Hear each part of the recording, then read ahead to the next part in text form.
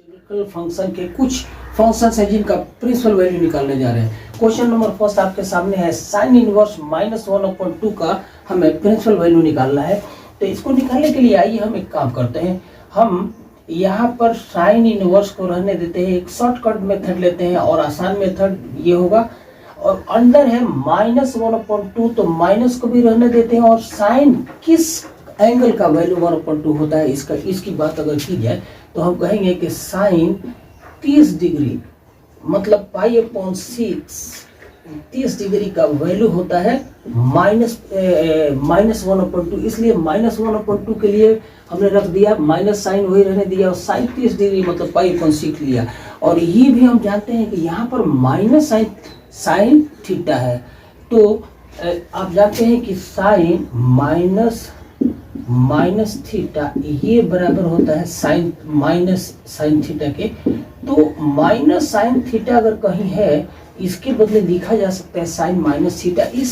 इस का हेल्प लेते हुए हम फंक्शन को ऐसे लिख सकते हैं कि साइन इनवर्स है और साइन माइनस साइन 60 π/6 के लिए साइन माइनस π/6 लिख देते हैं। फायदा ये होने वाला है इससे कि इनवर्स से ये साइन चला जाएगा और इस तरह से फंक्शन का वैल्यू प्रिंसिपल वैल्यू -π/6 होगा। तो हम कहेंगे यहाँ पर बात क्लियर हो गई होगी, बात जरूर क्लियर हो गई होगी। हम कहेंगे कि साइन इनवर्स -1/2 का प्रिंसिपल वैल्यू -π/6 होगा। और इसी तरह से हम एक एक करके 10 क्वेश्चन आपके सामने रख रहे हैं और हम कोशिश करेंगे, आप भी कोशिश करें कि बात क्लियर हो। आइए सेकंड क्वेश्चन पर आते हैं हम, और सेकंड क्वेश्चन को भी इसी तरह से करते हैं, आसान वे में, आसान तरीके से, आसान भाषा में कोशिश करें कि हम प्रिंसिपल वैल्यू निकाल लें। फंक्शन है कॉस इनवर्स √3/2 है, तो हमें फिर वही सोचना है, कॉस इनवर्स को लिख दिया और कॉस के किस एंगल का वैल्यू √3/2 होता है। तो हम जानते हैं कि कॉस 30 डिग्री 1/2 होता है, √3/2 होता है। तो √3/2 के लिए हमने कॉस ले लिया और 30 डिग्री का अर्थ हो गया कि π/6 लिख दिया। और इस तरह से ये कॉस इनवर्स कॉस से क्रॉस हो गया और वैल्यू आ गया π/6। तो आसान तरीके से, आसान जुबान में, आसान वे आउट में हमने कॉस इनवर्स √3/2 का वैल्यू π/6 लिख लिया। और आप जरूर समझ रहे होंगे, हम इसी तरह से एक एक करके सारे क्वेश्चंस का प्रिंसिपल वैल्यू निकालने जा रहे हैं। लेकिन हमारा प्रयास, हमारा टारगेट, हमारा लक्ष्य है कि बात समझ में आ जाए। आइए अगला क्वेश्चन ऐसे है कि कोसेक इनवर्स है और ब्रैकेट में है 2। तो कोसेक 30 डिग्री का वैल्यू √2 होता है। तो हम क्यों ना इस 2 के बदले कोसेक 30 डिग्री मतलब π/6, तो कोसेक लिख करके π/6 कर देते हैं। अब कोसेक इनवर्स कोसेक से क्रॉस हुआ तो रिजल्ट आ गया π/6, मतलब थर्ड क्वेश्चन का भी प्रिंसिपल वैल्यू आ गया। हम एक एक करके आगे बढ़ रहे हैं और सारे क्वेश्चन करेंगे आज एक्सरसाइज नंबर है ये 2.1 और इसके जितने क्वेश्चन है सब करेंगे, जरूर करेंगे। आइए अगला क्वेश्चन ये हो गया। अब हम tan इनवर्स, तो यहाँ पर पुनः हम tan इनवर्स लिख दिए और देखते हैं, माइनस साइन रहने देते हैं, माइनस को बाद में सिंप्लीफाई करेंगे। √3 tan के कितने एंगल का वैल्यू √3 होता है, tan 60 डिग्री। और 60 डिग्री को π/6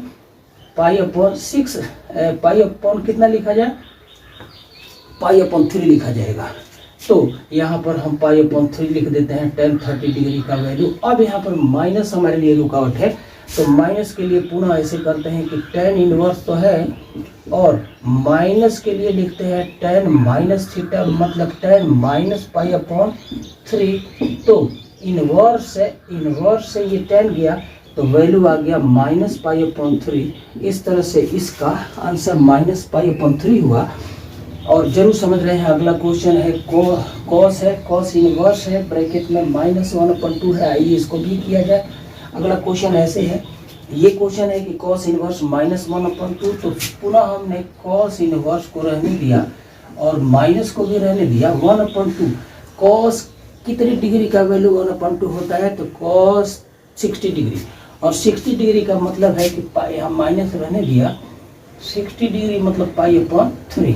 अभी भी बात बनी नहीं, अब हम जानते हैं यहाँ पर कॉस को हमें माइनस हटाना है तो कॉस इनवर्स कर दिया, और माइनस को हटाने के लिए आप जानते हैं कि कॉस 180 डिग्री माइनस थीटा ये बराबर माइनस कॉस थीटा होता है, लेकिन cos minus theta plus cos theta होता है। तो यहाँ पर हमने कॉस माइनस थीटा का यूज नहीं किया, बल्कि कॉस 180 डिग्री मतलब पाई और माइनस थीटा मतलब पाई अपॉन 3। तो ये कुछ ऐसे हुआ कि कॉस इनवर्स तो है और अंदर कॉस और पाई माइनस पाई अपॉन 3 मतलब 3 पाई में से 1 पाई गया तो 2 पाई अपॉन 3 आ गया। तो कॉस से कॉस क्रॉस होगा और सिर्फ बचेगा 2 पाई अपॉन 3। तो इस तरह गिवन फंक्शन का प्रिंसिपल वैल्यू 2/3। अगला क्वेश्चन ले लेते हैं, हम धीरे धीरे आगे बढ़ते हैं। अगला क्वेश्चन ऐसे है, लगभग इसमें 14 क्वेश्चन है। पहले 10 थोड़े छोटे हैं, उसके बाद थोड़े बड़े हैं। तो आप देख सकते हैं एनसीईआरटी की बुक के क्वेश्चन नंबर हम कौन सा ले रहे हैं, 6th ले रहे हैं। इसमें 6th क्वेश्चन में tan इनवर्स है और -1 है।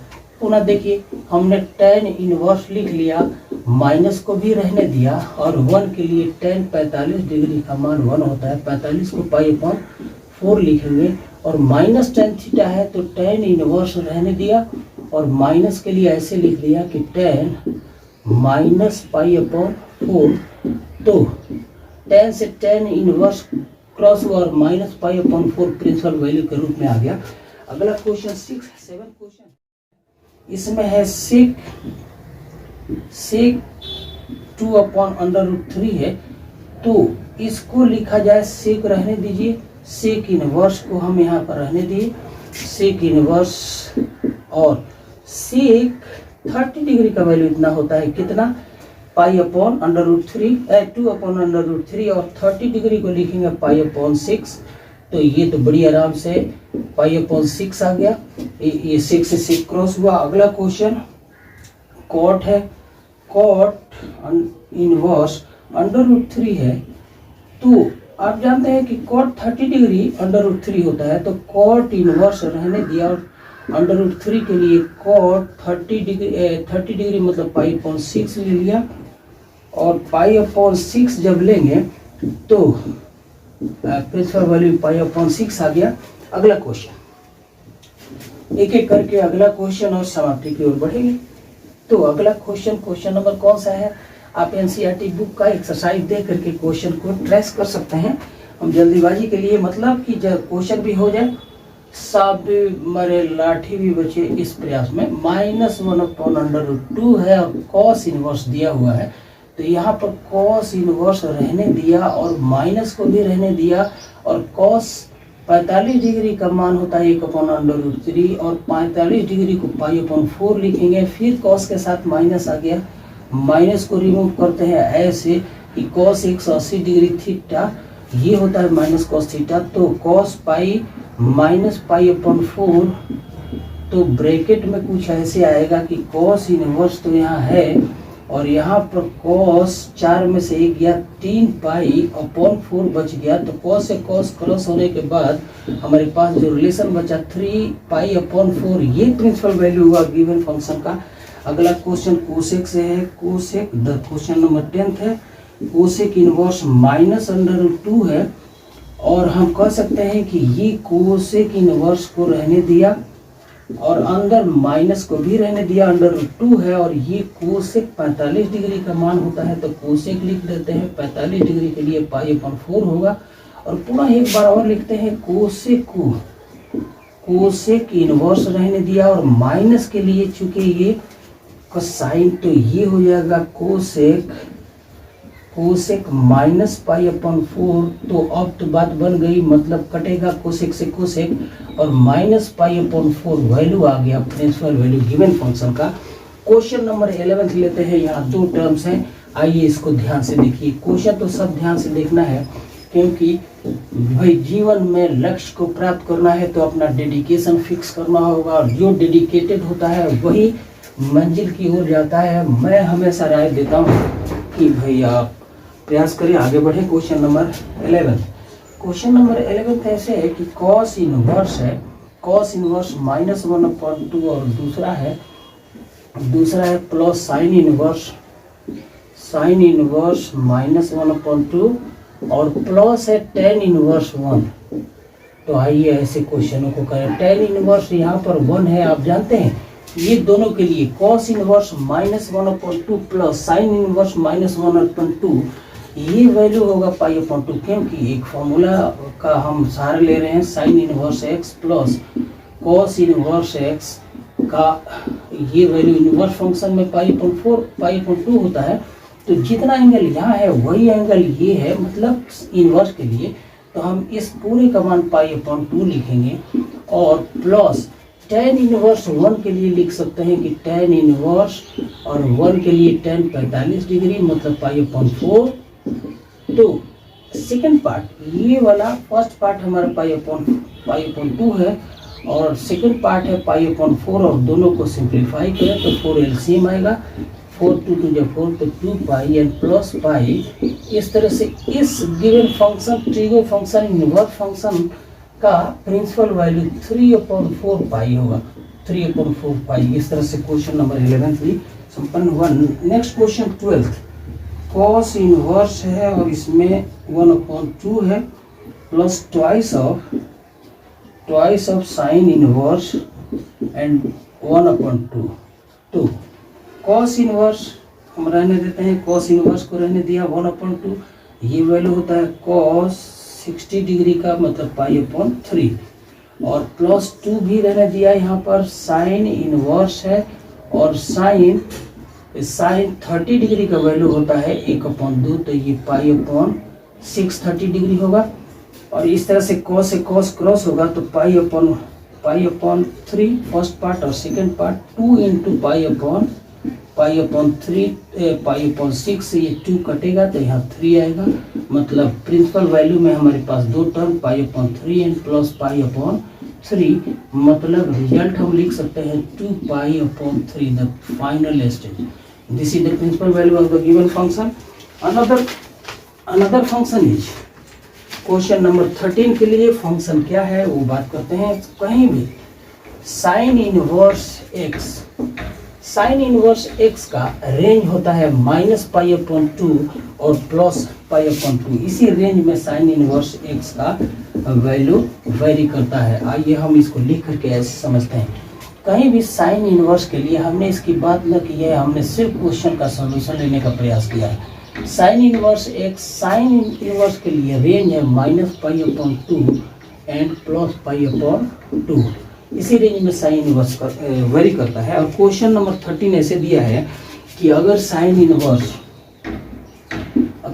इनवर्स x बराबर हो y के, तो 4 विकल्प इसके ऐसे दिए हुए हैं कि y should be in between. पहला जो लिमिट दिया है ऐसे 0 is less and equal to y is less and equal to pi first. Second विकल्प इसके लिए दिया है, इसमें है कि π/2 is less and equal to y is less and equal to π/2। और थर्ड विकल्प इस रूप में दिया है कि y should be in between y 0 and pi. और फोर्थ विकल्प में ऐसे दिया है कि अगर y should be in between these two ranges -π/4 π/2 and plus π/2। तो हम अभी समझा रहे थे कि साइन इनवर्स x एग्जिस्ट करता है इन दोनों के बीच में, जिसमें इंक्लूडिंग -π/2 भी है और प्लस π/2 भी है। इसलिए साइन इनवर्स x बराबर अगर y हो तो y निश्चित रूप से इन दोनों के बीच में लाई करेगा और इसलिए सेकंड विकल्प करेक्ट आंसर होगा। अगला क्वेश्चन हम क्वेश्चन नंबर 14 और लास्ट क्वेश्चन की बात करते हैं, इसका सॉल्यूशन लेने का प्रयास करते हैं। तो क्वेश्चन नंबर 14 को देख लीजिए। क्वेश्चन नंबर 14 तो ऐसे होगा, ये क्वेश्चन गिवन है, हमें प्रिंसिपल वैल्यू निकालना है tan inverse √3 minus sec inverse -2 दिया हुआ है। तो tan इनवर्स के लिए tan इनवर्स रहने दिया और √3 मतलब tan 60 डिग्री मतलब π/3 लिखेंगे और माइनस में सेक इनवर्स है तो सेक इनवर्स माइनस को भी रहने दिया। 2 का वैल्यू होता है cos 60 डिग्री मतलब π/3। अब इसको सिंप्लीफाई करते हैं तो first part pi upon 3 already आ गया, माइनस सेक के लिए अभी मान नहीं आया, ये सेक होगा, ये सेक लिखेंगे हम। यहाँ पर सेक है, हमने भूल से कॉस लिखा, इसको सेक लिखना चाहिए था। तो सेक इनवर्स और अंदर सेक के लिए माइनस सेक थीटा है, इसके लिए लिखेंगे सेक पाई मतलब 180 डिग्री माइनस थीटा मतलब पाई अपॉन 3। तो सेक से सेक अब क्रॉस होगा, पाई अपॉन 3 हमारा फर्स्ट पार्ट और सेकेंड पार्ट में सेक से सेक क्रॉस हुआ और 3 में से 2 गया, 3 में से 1 गया तो 2, तो यहाँ पर 2 पाई अपॉन 3 और इन दोनों का डिफरेंस लेने पर रिजल्ट आया माइनस पाई अपॉन 3। इस तरह से गिवन फंक्शन का principal value minus pi upon 3 होना चाहिए।